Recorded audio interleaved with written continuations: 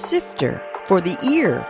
News, interviews, reviews, cinema, TV, streaming. Action. Hi, y'all. This is Jerry Williams, a.k.a. TV Jerry. Movie Maker magazine has come out with their best places to live and work as a movie maker for 2024, and Richmond ranks number 10 on the small cities and towns. Their quote, Richmond boasts many museums, a bustling restaurant and bar scene, and all kinds of recreational activities, like kayaking on the James River, which runs through downtown. It's less than a 2-hour drive to Washington, D.C., but there's not much you'll need that Richmond doesn't already have. End quote. This week's podcast will be the first double feature of the year. First, we'll meet Robin Farmer and Rachel Weatherly from the Virginia Screenwriters Forum. This is a resource for aspiring writers, and it's been around for 35 years. Then we'll talk about the new Winter Horrorland Film Festival, which features movies viewed through a mental health perspective. I'll be talking with Josh Berkey, who founded Victims and Villains, which is a nonprofit dedicated to deconstructing the stigma around mental health issues. The festival takes place on January 27th, and it's free at the Downtown Main Library. There are links to both organizations on the podcast page for this show at tvjerry.com. Sifter Review of the Week.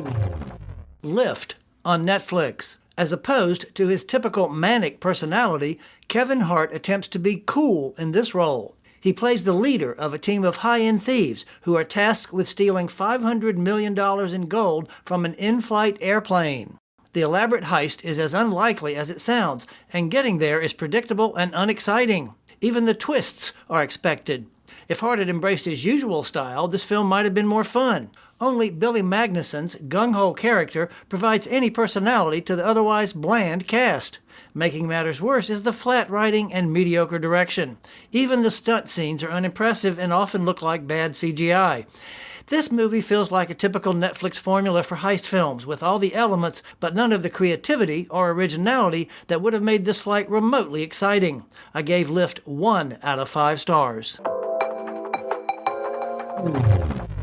So I got a very alliterative duo today, Robin and Rachel. Welcome to Sifter for the Ear. Thank you for having us. Thank you. Robin Farmer is the director of the Screenwriters Forum, and Rachel Weatherly is the assistant director. How many years has the Virginia Film Writers Forum been around? We will be celebrating our 35th anniversary this year. Wow, that's incredible. Now, I know that Helene Wagner was the founder, I believe, and unfortunately she's no longer with us. Do you know what sparked her to create this or why it was started in the first place? So before she moved to Virginia, I think Helene started off in Texas.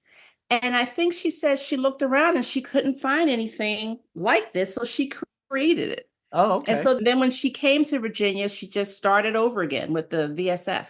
Oh, okay. And how long have you been involved? Oh, Robin? gosh. This might be my 17th year. Oh, wow. Great, great. And what got you involved? What is your background? Are you a writer to start with, or how did you decide you want to be a screenwriter?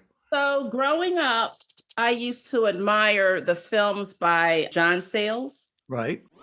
Footnote. John Sayles is an early indie writer-director whose films include Return of the Secaucus Seven, The Brother from Another Planet, Mate One, 8 Men Out, and Passion Fish.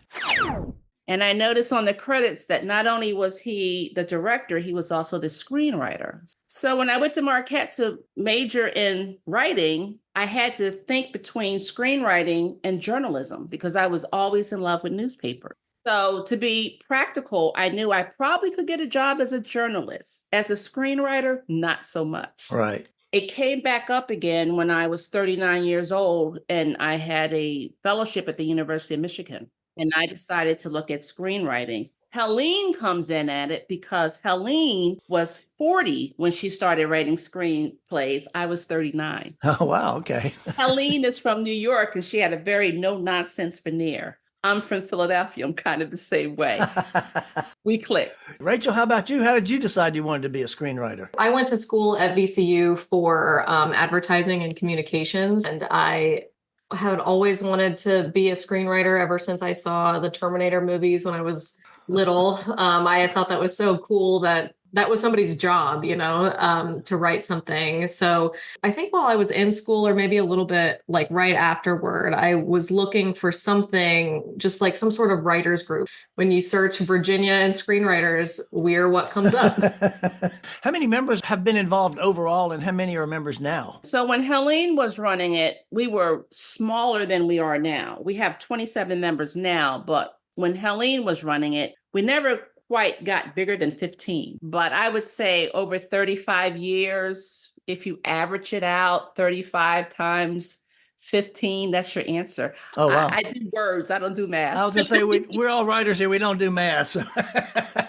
I know y'all have monthly meetings. So what happens at the meetings? So we meet the third Saturday of every month, right? Except in December, when we sort of let our hair down and have a holiday party. That's There you always go. the first Saturday in December. But the whole mission is to help screenwriters to elevate their scripts. But increasingly with members like Rachel, we are also evolving into encouraging our members to produce and direct their own short films. So I know it's downtown at the Dominion Arts Center. If somebody's interested, can they just walk in and show up?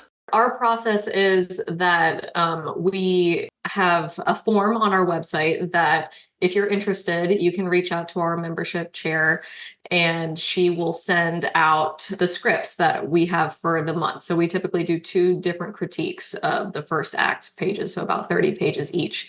As a guest, you have no obligation to participate in the critique. You're welcome just to sit there, meet people, listen in. After you come as a guest 3 times, then you are then eligible for membership. Surprise guest drop in.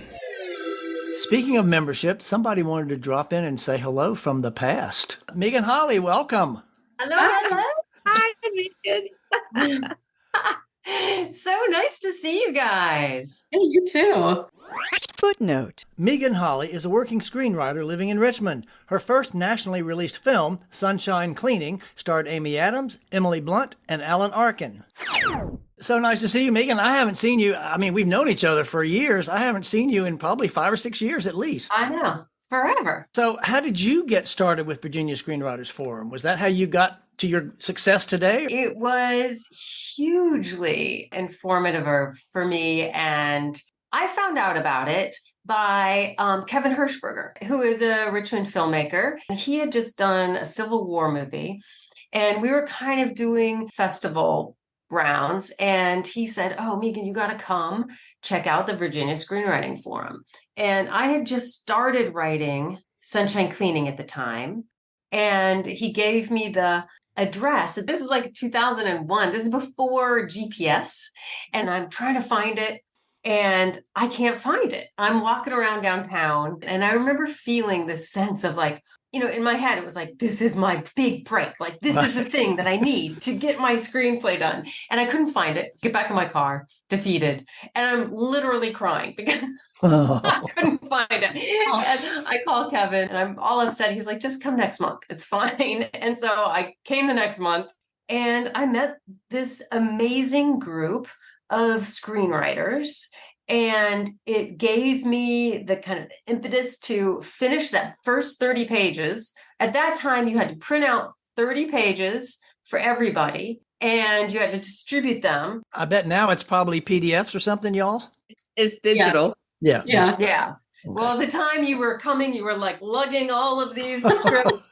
But it was great because you were held account or you were letting everybody down. Right. And I needed that, that sense of letting everybody like, oh, I've got to do this. But also everybody in that group was a more accomplished screenwriter and had more experience writing screenplays than I did because I was just getting started. And I remember, the critiques, learning so much, just hearing people critique other scripts, not just your own. I mean, it's very helpful getting your own script critiqued, but just hearing the critiques in general helped me think like a screenwriter and was huge for my development. And then I also had my second 30 pages critiqued. And then I also had this pool of peers that once I had completed the full script were so generous in saying, "Yeah, I want to read it. and giving me the encouragement to kind of believe in myself. Yeah, That's great. the Virginia Screenwriting Forum was huge for me. And the movie got made. And the movie got made. There's so many interesting characters in the forum. And I love that because everybody's coming from a very different point of view and seeing things about your script. We all have blinders on. We all are only able to experience our lives and put that into our screenplays. And so it's so valuable to get the input from people. I love that it's like a wide age range and people of all different backgrounds. I think that is so valuable. Absolutely. Well, I want to thank you for dropping in. It was great for you to share your information. That was inspirational, guys, wasn't it? Yeah, that was a great story. Carrie, before she leaves, I just want to say that she is an inspiration and a role model for all of us because she's an in-demand screenwriter living in RVA. And we're going to have her back on the show, by the way. She's going to get her own podcast in the coming months so we can talk about some of her work. Well, it was wonderful dropping in on you guys. Thanks. I'll talk to you later. Thank you very much. Rachel. Bye-bye. Bye-bye. So now one thing she mentioned, and Rachel, you touched upon it, but I don't think we heard it up at the beginning. People have to submit their 30 pages for people to critique, for the rest of the group to critique, right? How does that process work exactly? Yeah, so each month, like I said, we get 2 different writers from our pool. So we critique about 24 scripts a year. Wow. Plus, we do a couple other things that adds to that number. But so each month there'll be 2 different writers, and about 2 weeks prior to the meeting, they will send out their scripts. And then so everybody comes having already read the screenplays and are prepared to give a critique. And each person has about 3 minutes, depending on how many members we have show up that day, to go through the stuff that they love, the stuff that they feel like they could, provide constructive criticism on, and things like that. How is the general mood? Is everybody like accepting and loving? And even when people think this really sucks, people, how does the vibe work in the room with all this? Because I'm sure sometimes it's got to be awkward when something's just not working. So one of the things that we have done, and I think Robin as our director has especially done a great job with, is like really encouraging like a supportive, constructive vibe. Like it's supposed to be fun at the end of the day. Like none of us are professionals right now. And Right. so like our job is to lift each other up. And so even when something isn't great, like we've all written stinkers, like most of our first drafts are not something you'd want to be widely read. You come at it from a place of empathy almost. And Robin, you can touch on that too, of like, we've all been there. And so we know what it's like to sit in front of, the firing squad of 20 people, and you don't want to be torn down. Sometimes you got to give hard feedback, but at the end of the day, it's all love. It's done from a well-intentioned place. What was the hardest thing you ever heard about your work, Rachel? I'm going to ask you the same question, Robin, so be thinking. I had somebody tell me once that it was the worst thing they'd ever read, and that's not really constructive. It's like, that's like a very subjective comment of like, it could have been the best thing somebody else has read, but that member is no longer in our group. Not from anything I did after I'm that. sure. Yeah. Nobody called a contract on him or her, did they? Robin, how about you? Probably when someone said, well, who's the protagonist? And I thought it's not obvious. Oh, wow. Yeah, that's a pretty big one. Yeah. But as far as criticism, it needs to be constructive because no one's going to receive that negative energy, right? Right. Like you can say anything, it's how you say it. Good point. Now, I know that sometimes you have actors coming in read. Are you still doing the actors ensemble? No, we stopped that years ago. We haven't gone out so far to like get actors, but sometimes people will ask members of the VSF to do like a read aloud version. Sure. So if somebody wants to join, can they just come join, or is there a limit? How does that work? We're at full capacity right now, but you can come as a guest for 3 visits. Well, I want to thank y'all both. This has been informative. I've known about Screenwriters Forum for years, never been to a meeting because I don't do that kind of work, but I want to thank you both so much. Well, thanks you for having us. That was Robin Farmer and Rachel Weatherly, Director and Assistant Director of the Virginia Screenwriters Forum. Now let's visit with Josh Berkey, who runs the nonprofit Victims and Villains, and he'll tell us about the new Winter Horrorland Film Festival. So, Josh Berkey, what was the inspiration for Victims and Villains? So the name Victims and Villains comes from the mindset that depression gives you coming out of depression, whether that is as far as suicide or leading into things like addiction or alcoholism. Depression gives you this mindset that you are either the victim of the situation or the villain of the situation or the season or whatever you want to call it. And so, with that said, we are a multimedia nonprofit here in Richmond that creates content. We host our own events to talk about mental health through pop culture. Surprise guest drop in. Hello, Josh. It's Ben. Hey, Ben, how are you? Footnote. Ben Himmelfarb is the Library Community Services Manager and Activities Coordinator for the Richmond Public Library. How did this start? How did this whole process start of this film festival? Well, I met Josh at another library program. He was there with Victims and Villains at RippleCon, which was a sort of like fandom, library-centric, book-centric festival, basically, back in June. The thing that particularly stood out to me with Victims and Villains as a partner is the slate of films that they've put together. These are not films that you're going to see other places. So anytime the library can bring arts and culture that you don't get somewhere else, that we can bring it to the public for free, we're all about it.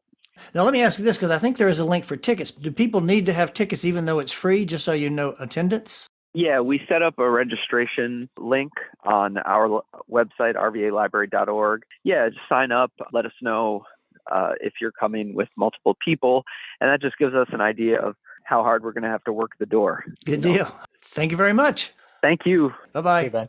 So what kind of films are going to be in it? Are these all new films? So these are films that we've shown in the past 2 years, and these are ranging from the United States. One of our features comes from Australia. We have a couple of shorts from Turkey and the United Kingdom, as well as Spain. So people will really get kind of like an international sense of culture with this one as well. When you say horror, these are not like maniacs with machetes running around. This could be any kind of suspense. So we definitely have that. That would be subcategorized as a slasher film. But in terms of like subcategories of horror, you're going to get everything from psychological thriller to this one to supernatural. There is horror comedy, there's home invasion, there is sci-fi, there is drama. There's a little bit of everything for everyone. We really try to make the programming as diverse as possible while still holding true to the message and vision of Victims. And after each film, there'll be a Q&A or a discussion about that film before you go on to the next one? So the way that we have designed each of our blocks range a little bit between hour 45 minutes to 2 hours. And basically there is a 30-minute intercession in between each one. And we specifically put that there so that you can support our 3 vendors that we have, which is Love Always KB, Moonstone Menagerie, and Twitchcraft Studios. They range everything from crochet to really unique paintings to sculptures and butterfly exhibits. And then you can also check out Con Salsa, which is our food truck vendor. Very good Venezuelan food. And then we also are partnering with American Foundation for Suicide Prevention, Forest to Sand, Robin's Hope, Weaver's Circle, Where You're At Foundation, Richmond Behavioral Health, and POO Counseling, as well as providing our own mental health resources and education as well. So you'll be able to also pick up resources in between each blocks as well. Okay, so there's not actually a discussion about the movie and the subject and how that relates to mental health specifically. Typically, if we don't have anybody that is a creative from a film, typically what we'll do is we'll say something as an organization that'll briefly touch on some of the mental health themes that have going throughout. But really, this is a platform for people to have an open dialogue with some of our community partners, as I mentioned, other organizations that are working with us, as well as just really kind of creating a safe space for people to come and enjoy the genre as well. Now, what inspired you to start this whole concept of Victims and Villains? So Victims and Villains actually started as a means for myself to escape depression, and it's evolved so much in the last 8 years since we've started this. And then once I kind of got over that hurdle of depression in my own life, it grew into wanting to use the platform for purpose. What do you have planned in the future? You going to have more festivals every year? Are you trying to expand the whole concept? So right now, Horrific Hope returns to the Alamo Draft House in April 5th. April 5th and 6th this year. Tickets and the announcements will be on sale within the next couple of weeks. And from there, some of our goals this year are to do more homegrown Richmond outreach events. And then also we've been slowly stepping into the world of live music as well. So we're kind of continuing on where we've been in the past, but we've also really aggressively growing into new avenues and platforms as well. Great, wonderful. That was Josh Berkey, who founded Victims and Villains, which is a multimedia nonprofit aimed at deconstructing the stigma around mental health through pop culture. Their new Winter Horrorland Film Festival is on January 27th, and it's free at the Downtown Main Library. There are links on the podcast page for this show at tvjerry.com. Josh and I got so wrapped up, and we forgot to mention that the final film of the festival will be The Blair Witch Project, featuring a live call with co-director Eduardo Sanchez. Coming soon. In theaters. Origin, Ava DuVernay's powerful adaptation of the bestseller Caste, about the hierarchy of human division. Miller's Girl, Martin Freeman stars as a teacher who has complex issues with a student, played by Jenna Ortega, aka Wednesday.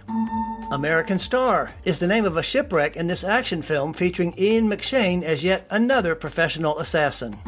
The Zone of Interest. Just Oscar nominated for Best Picture, this German import follows the lives of an ordinary family whose father works next door at the concentration camp.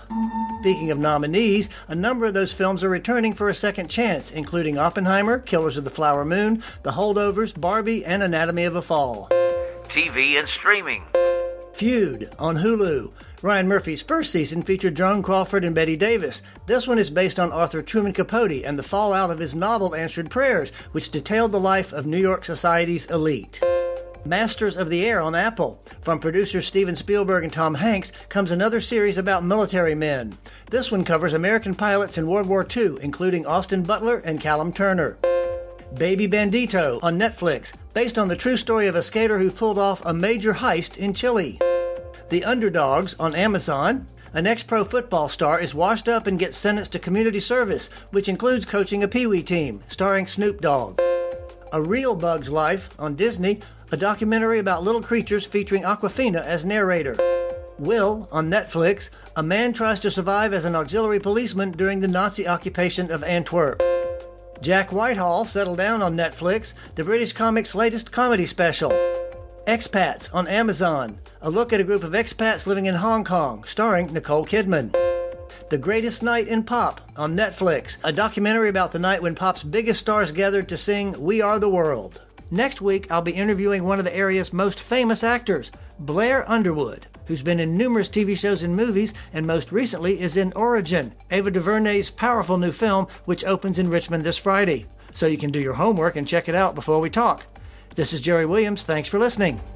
For more Sister, including literally thousands of reviews, visit tvjerry.com.